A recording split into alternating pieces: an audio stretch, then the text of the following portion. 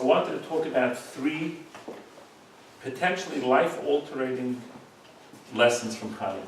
How Chanuukah can change our lives. If we have more time, I'd go around the room and say what you think about Chanuukah, what you know about Chanuukah. But I'll just use the time well, hopefully. And please feel if you have any questions, don't hesitate to ask. What is stronger, light or darkness? Okay, different opinions. Someone say darkness? Yeah? Okay. Yeah. It's a good question, and I'll tell you why it's a good question. Because when we look around the world now, many of us have the feeling that darkness is stronger. We listen to the news, Israel, not Israel, France. You hear about people's problems, they have this. But our Chazal, our sages, are very clear that a mitzvah, doing a positive thing or not doing a negative thing, is more powerful than doing the wrong thing. Or to put it differently, a little bit of light dispels a lot of darkness. A little bit of light dispels a lot of darkness. I'll give you an example. You come into a room, it's pitch black. You turn on a little light. What happens? You can see the whole room. You have a lit room, and I have a little box of darkness. Ooh! What happened? Nothing. The light wasn't diminished at all. So a little bit of light is more powerful than darkness, can push away the darkness. An issue we have today, I think, that is more problematic is the issue is that we're so oversaturated with negative information that it's hard to keep perspective. I wear several hats, and one of my hats is that I teach 5-year-old boys at a Jewish day school. So on the day of 9/11, I called all of the parents of my class, and I said, I'd rather that the 5-year-olds not see the images of the planes going into the buildings, but if you show it, one time. Because every time a child sees the same event, they look at it as a new event. They don't look at it, oh, that's the same thing I saw yesterday, no, or an hour ago. There's a lot of negativity, really should diminish our exposure to the negativity, because that'll make a big difference in our lives. We become callous, we become cold, we become indifferent, and worse, we look at the world in a negative light because we're just so exposed. So the first thing is, I would say, is limit the exposure. The other thing is that's very important is to change your attitude. I'll give you a sweet example. There was a Rabbi Jacobson who was talking about a mother who usually allowed her son to walk home from school. And one day it was a lightning, it was thunder and lightning, and she realized that she doesn't want him to get soaking wet. She's going to pick him up by car. And she drives back to the school, and she sees him walking home in the rain. And every time there's lightning, he stops and looks up. He keeps on walking, another lightning, stops and looks up. And she finally pulls over to the car and asks him to get in and says, I saw you stopping every time there was lightning. Why is that? She says, oh, I thought it was Hashem, God, taking a picture of me, so I wanted to stop and look up. It's an attitude change. Okay? One of the most powerful stories, Chanuukah stories that I know, is about a very great Hasidic rabbi named the Rebbe Zatzal. Rebbe was a man who was a rabbi of a town in Bluja pre-World War II. And unfortunately lost his entire family. He was killed during the war, and he was in the concentration camp. And in the camp he was in, someone managed to get a little bit of fat. And they took a thread from their garment and stuck it into the fat. And they asked him to have the honor of lighting the Chanuukah Menorah. First night of Chanuukah, and there's 3 blessings that are made. One about the mitzvah fulfilling the commandment of lighting the menorah. The second one about that Hashem, God made miracles in during those days, during this time of the year. And I have to interrupt them with something. I was once giving a class to a group, and cell phones were going off like nobody's business. And I started making jokes, and people were answering me. I said, "Oh, please, ask the person why they're not at the class. What did I hear?" And it became a whole big ruckus. The next time I was invited back by this group, I said, "I have a wonderful new thing, a new invention. Anybody has a problem with a cell phone, you can just dip it into the special liquid, it won't ring during the class at all." Everybody quickly turned it off. So in any event, the second blessing was that Hashem made miracles for us in those days during this time. And the third one that we make on the first night is Shechiyanu v'Kiyanu v'Giyanu Lazman Hazeh. And that, thank God, the Almighty has given us life and sustained us and helped us reach this time. He made the blessings, he lit the menorah. And a man who wasn't religious came to the rabbi. I understand the first blessing on the mitzvah of lighting the menorah. Very nice. I understand the second blessing and the miracles that took place. But to thank God and bless that we've been sustained and we're living in this time, we don't know if we're going to live in another minute. We're starving, we're dying. How could you make that third blessing? Everyone get the question? The rabbi looked at the man and said, I had the same question. I had the same question. And I'm going to tell you that the question I had, that's why I paused before the third blessing.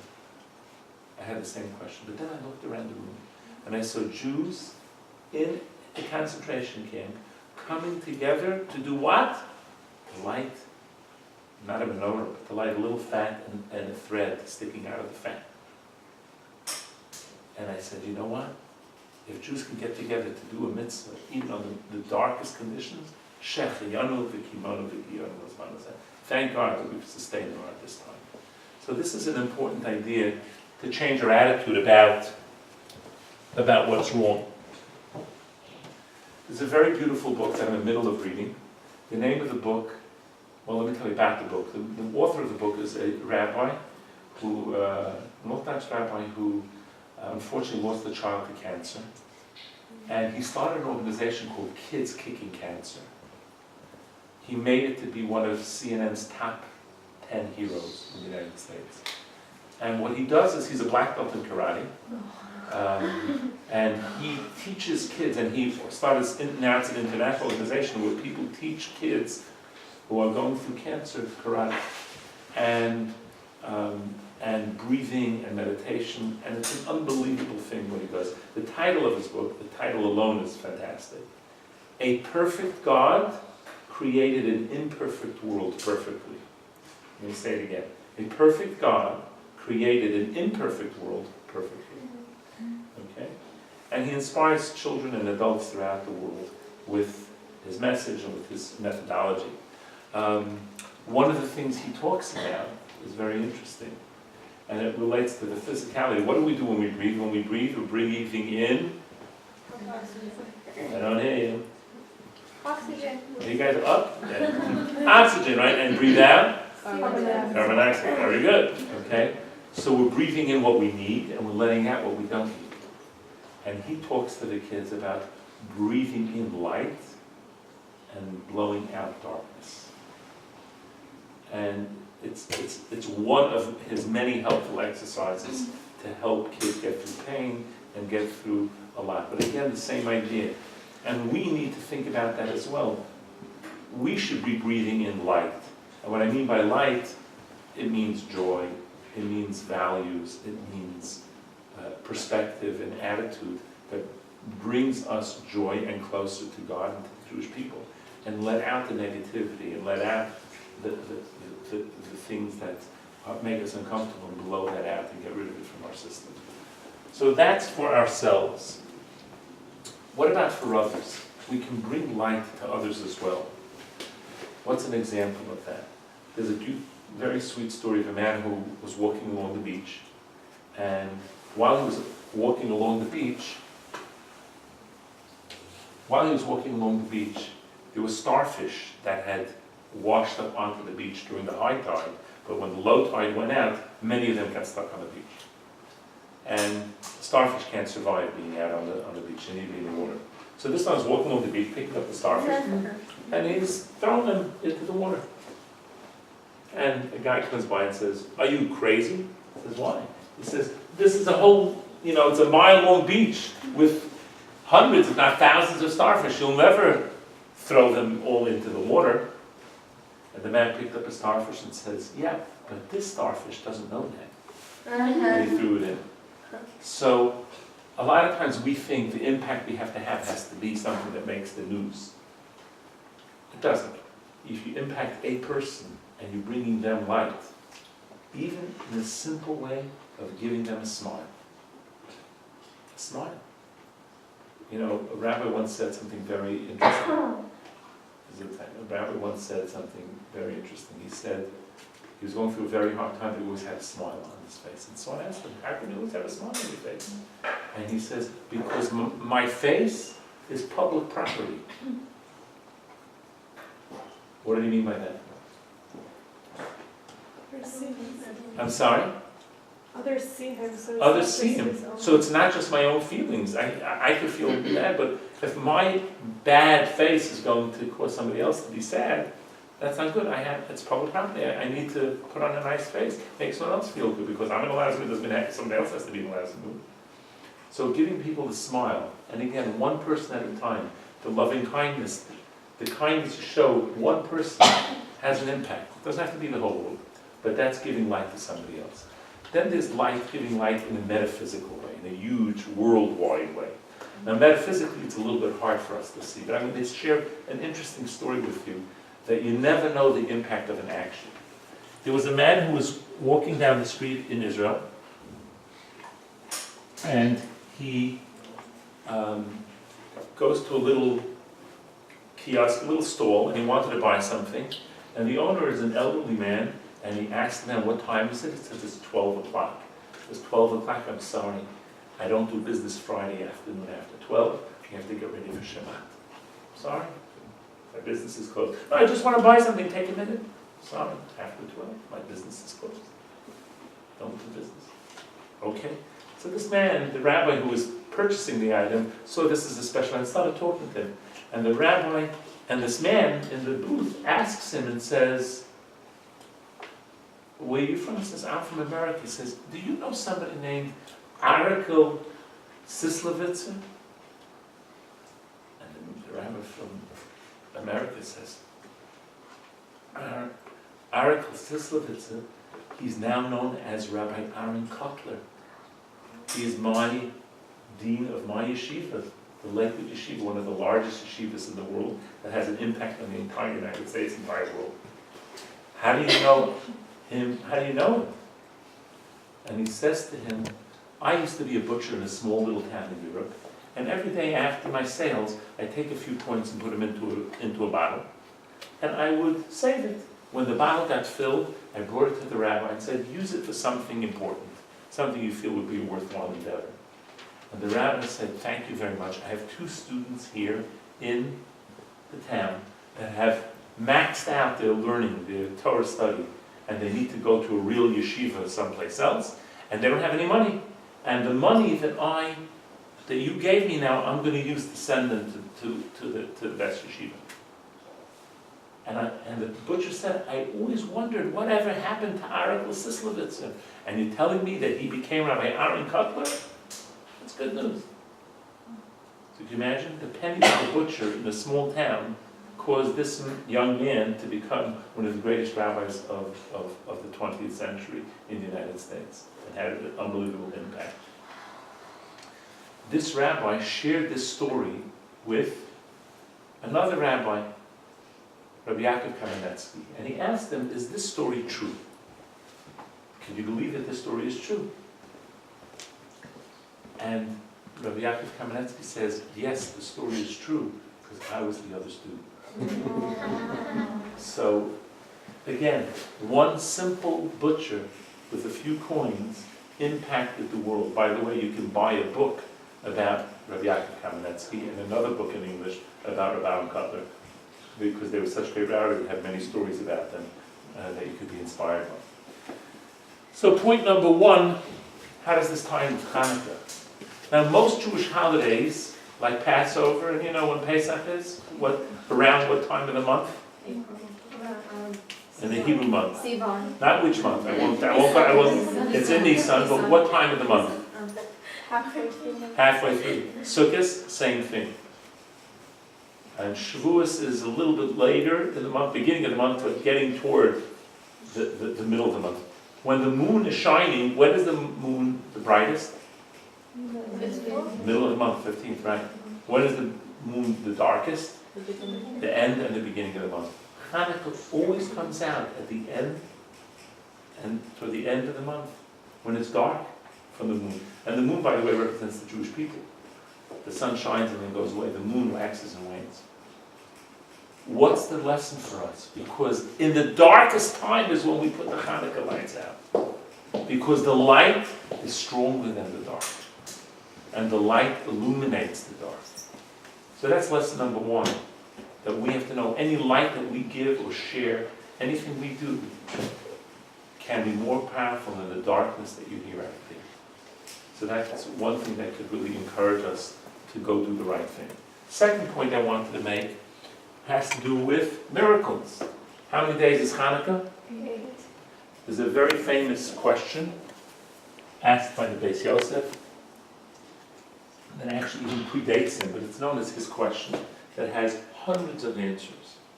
And the question is, why is Hanukkah 8 days? Now you're going to tell me you know the answer. Anyone know the answer? The oil lasted for 8 days. How many days was it supposed to last for? So ask the Beis Yosef the question, so why do we celebrate Hanukkah for 8 days? One day it was supposed to light. So how much was the miracle? 7 days. 7 days. You get the question? We should celebrate Hanukkah. 7 was the miracle days. 1 was not. Again, there are hundreds of answers to this. I'm going to share with you one. That several great rabbis came up with the same idea. And that is that it's true. 7 days. Actually, you know what? I'll even tell you a quick story about it. There was a rabbi who was very poor, and he didn't have any oil for Shabbos candles. And his daughter came to him and said, what are we going to do? And the rabbi said, the one who says that oil burns could make vinegar burn. Now vinegar, by the way, doesn't burn. Don't try this at home. Okay? And what happened was, she took the vinegar and she stuck a wick in and it burned. And this lesson is to teach us that 7 days was miracle oil. But we celebrate one day the fact that oil burns. That's also a miracle. We take it for granted because it's nature, but that's also a miracle. And therefore, believing in miracles is a very beautiful part. I know a woman who's trying to convert to Judaism now, and she didn't know anything about anything. She got some exposure, she started reading some books, so she figured she'll go to Reform, Conservative, she'll try different types of Jews and what they do. And she came very quickly to an Orthodox conversion program. And I asked her in my conversation with her, why? What? She says, well, one of the first things that I said is they don't believe in miracles. And it was very upsetting to her. Because they justify, well, when they went out of Egypt, this thing happened, and that thing happened, and this thing was this, and this was that. And it was very disappointing. He's a non-Jewish woman who was learning the stories and just saying, not to believe in miracles. It's a sad time. People are afraid. Science answers all the questions. Science doesn't answer all the questions. They find out some very interesting things about science. The more science learns, the more they're finding out things that match what the Torah says. So the bottom line was, lesson number 2 is we have to believe in miracles. We have to look for them. And sometimes we can see miracles in nature if we look and we appreciate. There's a beautiful book called, it's a non-Jewish book, it's made by scientists, called Rare Earth. And what it talks about is how rare is it that the universe exists and planet Earth is inhabitable by human beings. It's just a rare phenomenon. And it's a science book which is relatively easy for non-scientists like me to understand. And in it, it focuses on how rare it is that in fact the earth is exactly positioned where it is, not too close to the sun that we roast, not too far that we freeze, exactly everything the way it is. Initially people thought that there must be life on other planets, for sure. But as more and more information about what it needs to create a livable planet for human beings, it seems that there's less and less chance that that's really happening. Because Earth is very unique. Hashem made it, God made it in a very special way. So we need to believe in miracles by looking at, number one, nature, and seeing that the Almighty created an unbelievable system of interdependency of all different species and things in the world. And number two, we have to also look at things that are beyond coincidence. Which maybe if we have time, I'll give you an example of that. Things that are really beyond coincidence. We don't believe in coincidence really in Judaism. We believe that God orchestrates everything. And there's a reason, sometimes we get to know the reason, sometimes we don't. But there's a reason why it is that way. The third lesson is, why do we make celebration about oil? What's so special about oil? Does it mix with water? Ah, very good. Well, I'm going to see if that's true. Why do you mix it with water? I put the oil in first, so this way the water will be on top.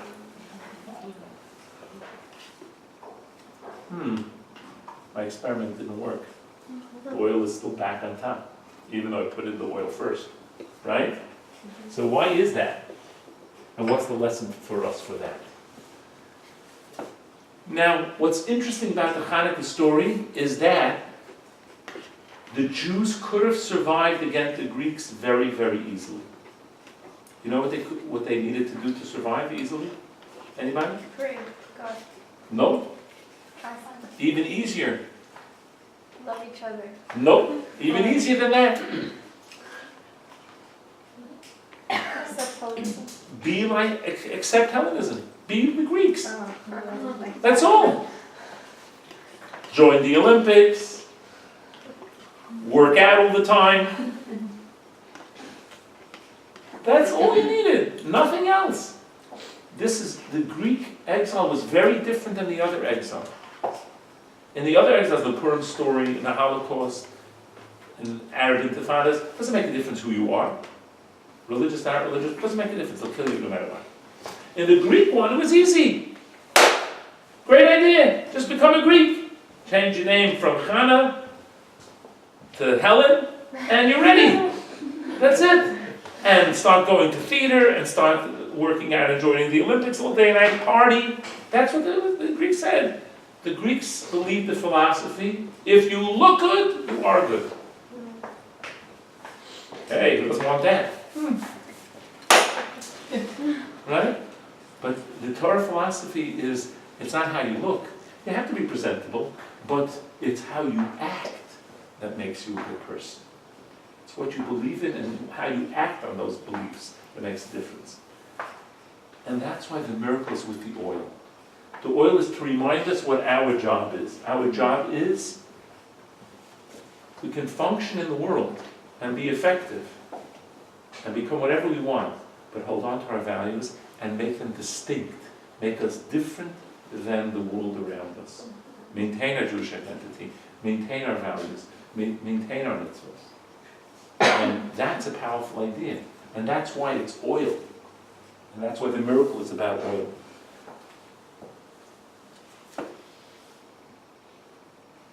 I'd like to conclude with two stories. Okay, conclude with two stories. One is about a man who unfortunately forgot his name because I'm very bad at names. That's why I didn't ask you names because I'm going to forget it anyway. So, he wrote a book called Leopardology. He's a South African fellow who wrote a book about leopards and what we can learn from them in the business world. This became an instant bestseller and very popular. He's asked to give seminars all over, and he was invited to give a seminar for Microsoft. And Bill Gates was going to be the opening address at this huge Microsoft convention. He looks the date on the calendar and he sees it's on Shabbos. He tells them, sorry, not available. No problem. We'll pay you double. He says, I'm really sorry. I'm not available. Okay, triple. I'm really sorry, I'm not available. Okay, we'll send you the check, you fill in the amount. He says, I'm sorry, I'm not available. It's not about money. It's about Shabbat and keeping Shabbat. They ended up changing the whole convention and making it Sunday so he could come. Wow. And he told them, well, now I'll take triple the amount. No, he just joking. In any event, but he ended up giving the lecture. And they told Bill Gates about, and the executive called him up. And after the initial time, he hung up on it and he didn't want to do it. He called him up a few weeks later and said, I was talking to Bill Gates and I explained to him that we had this guy and we threw money at him. And he refused to do it because of his value of keeping the mitzvah and keeping mitzvahs and Shema. So that's what happens. And Bill Gates answered back to this executive who called this fellow back, the author back, and said that's what happens if you have a value that is greater than money. If you have a value that's greater than money, then you can make those kind of choices. If money is everything, then you sell your soul to the devil for the highest price. But if there's something greater than money, and he was very impressed with that. Final story, before I let you finish the food. There was a fellow who was a boy who survived the Holocaust. His name was Avraham Greenbaum, and unfortunately his entire family was killed out. And he survived the war. He shouldn't be tested. It was a terrible test for him. And he decided he's leaving all of Judaism behind. He's not relevant, and that's all. And he ended up marrying a Jewish woman, but he moved who knows where. And he changed his name from, instead of Avraham Greenbaum, to Aaron Green.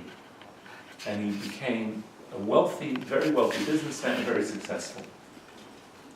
His son was becoming 13, and he decided he's not going to do a celebration. He doesn't synagogue, not for me. But you know what? I know there's this thing called bar mitzvah. I want to buy him a gift, whatever he'd like for his bar mitzvah. Take him to the mall, money's no object, and walk around the mall, see what you find. And he takes him, of course, to the electronics store first. The guy's looking around, and his son says, there's something down the hall that I'm interested in. And he goes down the hole in the wall to an antique shop. I was looking at 13-year-old antique shop. I don't know. Okay, whatever you want. I told him whatever he wants in the mall. He comes into the antique shop and he finds a wooden menorah that's on the top shelf. And he says, the boy says, that's what I want. The wooden menorah. Okay, so he goes up there and says, how much is the wooden menorah? It's not for sale. What do you mean it's not for sale? Not for sale. He says, why not? He says, isn't this that antique shop? Yeah, but that item's not for sale. Why not? He says, because the reason why I got this item was because I knew the story behind it. And the story is that there was a man who made this wooden menorah in the Holocaust. And he made this wooden menorah in the Holocaust, and it touches me, so I don't want to sell it. So the guy took out his checkbook and says, okay, name your price. No. Eventually he offered him enough money, and the guy allowed him to have the menorah. And then he told the son, this is what you want, you can have it, and he wants the menorah. Okay. Takes the menorah, brings it home, has it in his room, in the boy's room, and he plays around with it, you know. One day, crash. Father says, I wonder what that was. He come upstairs, the menorah had fallen off, and it broke. Father was not such a happy camper, he spent a little pretty penny for it, but he says, let's try to put it together and see what we can do with it. And he starts trying to piece the wooden menorah together, and notices that there's a piece of paper inside the broken part of the menorah. And he pulls the paper out, and he opens it up. It's written in Yiddish. Yiddish is a language that Eastern European Jews used to speak. And the father reads the note, and he faints. And they revive him. So what happened? What? The note is from a man who lived in the Holocaust. And he wrote the following note. I'm making this menorah during the Holocaust. I don't know if I'm ever going to live to be able to light the menorah. But if you ever find this, please light it as a merit for myself and my family. Chanuukah comes like this menorah. And it was signed by Aaron Green's father. And obviously the impact on him and his family was very profound, because then he realized that he may have thought he was far away, but he really is not that far away from Judaism. And that was became back of Rebel Greenbaum, and he turned his life around and put his family back to Judaism. It's a very beautiful story that combines really all ideas of maintaining our identity, like the oil, of miracles, and of